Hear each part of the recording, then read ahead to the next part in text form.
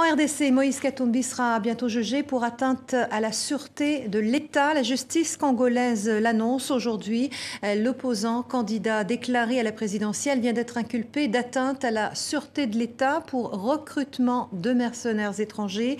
Moïse Katumbi est visé par un mandat d'arrêt provisoire, une nouvelle qui n'a rien de surprenant pour ce responsable de l'opposition, interrogé pour nous par Francine Mokoko. C'était prévisible. Vous croyez qu'un dictateur comme Joseph Kabila ici peut attamer une procédure sans aller à la fin? Moi, je crois qu'il fallait se préparer. À partir du moment où l'homme est politique, vous embrassez la carrière politique, il faut se préparer à toute éventualité. C'était prévisible qu'il y aurait un problème d'arrestation. C'était prévisible qu'il y aura l'établissement d'un mandat d'arrêt. Avec ou sans mandat d'arrêt, il y aura arrestation. Parce que nous sommes dans un état de non-droit. Ici, il n'y a pas de droit, il n'y a pas de justice. Quand vous regardez dans ce qui se passe aujourd'hui dans les maisons des opposants, mais c'est incroyable. Ça veut dire, pour Joseph Kabila, il faut assassiner la vie à tout opposant. Eh bien, on vous arrête sur le lit de l'hôpital. Pendant que vous êtes sur le lit de l'hôpital, on fait un mandat d'amener. Ça, c'est Joseph Kabila. Un mot de la RDC encore avec Béni. Dans le Kivu, une journée de deuil demain vendredi. La société civile appelle les Congolais à s'habiller de noir pour dénoncer les massacres. Plus d'1 millier de morts en un an. Pour en savoir plus, je vous renvoie au site web de TV5 Monde. Silence on tue. Un article signé Franz Vaillant. Et on passe à la République démocratique du Congo. Moïse Katumbi est formellement inculpé d'atteinte à la sûreté de l'État. Un mandat d'arrêt a été lancé contre lui, a indiqué le porte-parole du gouvernement. L'opposant numéro 1, candidat à la présidentielle, est poursuivi pour une affaire de recrutement de mercenaires. 4 de ses gardes du corps, dont un Américain, ont été interpellés. Pour l'opposition, il s'agit d'une manipulation orchestrée par le pouvoir. Écoutez.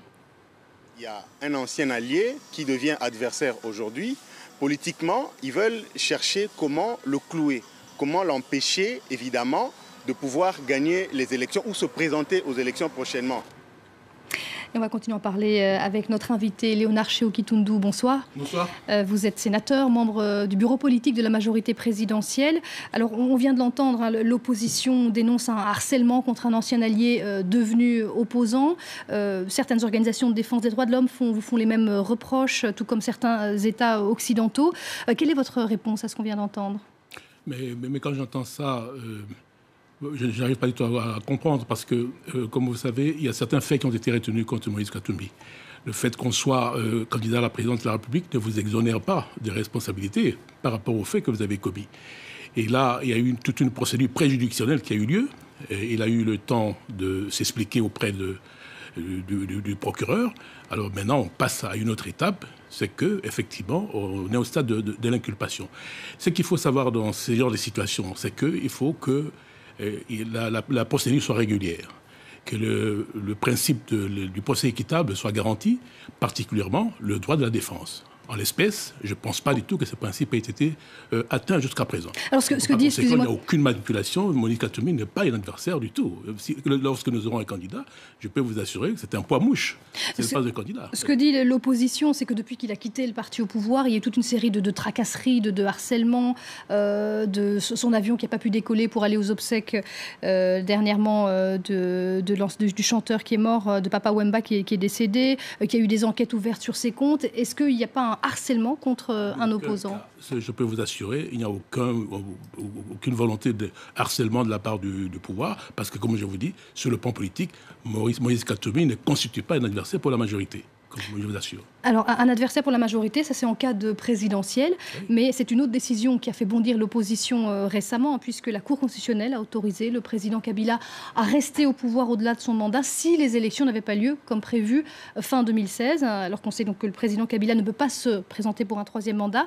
Mais est-ce que ce n'est pas une manière déguisée, finalement, d'obtenir un 3e mandat sans élection, le fait de rester au pouvoir au-delà de son mandat? D'abord, ce n'est pas la Cour qui autorise le président Kabila à rester au pouvoir au terme de son mandat. C'est la Constitution qui autorise le président de la République à rester. C'est ce qu'il dit. Il y a 2 dispositions importantes dans la Constitution. Il y a l'article 70 et l'article 75. 2 postures, donc. Un président en exercice qui arrive au terme de son mandat, eh bien, à ce moment-là, il attend que le nouveau président élu soit effectivement installé pour qu'il quitte le pouvoir, pour passer le flambeau. Donc c'est ça, c'est ce que dit l'article 70 de la Constitution. Et par rapport à l'article 75, lorsqu'un président est en plein mandat et qu'il est confronté à un cas d'empêchement définitif d'exercer le pouvoir, à partir de ce moment-là, c'est le président du Sénat qui assume l'intérim. Donc ici, la Cour n'a fait que trancher par rapport à la polémique que l'opposition a soulevée, par rapport à l'interprétation de l'article 70. Et qu'est-ce que vous répondez par rapport à plusieurs États comme la France ou encore la Grande-Bretagne qui s'inquiètent, qui demandent au Congo de préparer de bonne foi des élections, qui s'inquiètent qu'on s'écarte de l'ordre constitutionnel? Qu'est-ce que vous dites pour rassurer finalement vos partenaires? Non, pas du tout, mais bien au contraire. Ce que nous voulons maintenant, c'est que la Constitution soit respectée scrupuleusement. Et c'est la Constitution qui autorise le président actuel de rester en fonction en attendant le nouvel élu. Donc, par rapport à la Constitution, franchement, il n'y a aucun reproche à faire actuellement par rapport au président de la République. Donc, la situation est tout à fait normale. La Constitution sera respectée. Et respecter la Constitution, c'est autoriser au cas où les élections ne sont pas organisées avant l'expiration du mandat du président de la République, celui-ci reste en fonction en attendant le nouvel élu. Et que celui-ci soit élu antérieurement à l'expiration de son mandat ou postérieurement à l'expiration de celui-ci. Merci beaucoup, Shehu Kintundu, d'être venu sur ce plateau dans le Journal de l'Afrique. On va terminer